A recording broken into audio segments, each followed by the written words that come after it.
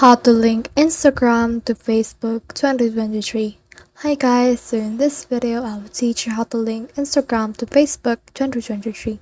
So if you want to learn how it's done, just watch this video until the very end. It is pretty quick and simple, so let's go. So to do that, let's head over to our Instagram, and from in here, just click on the profile icon on the bottom, and then once you're in there, just click on the three lines up here. Click on settings and privacy right here, and once you're in there you will see this account center.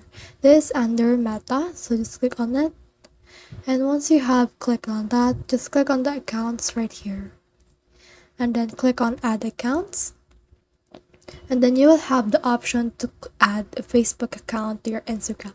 So let's click on add Facebook account, and from in there just click on continue, because as you can see it has automatically connected our Facebook account to this. So just click on continue right here, click on add that person, and then this will load for a while, so let's just wait for it.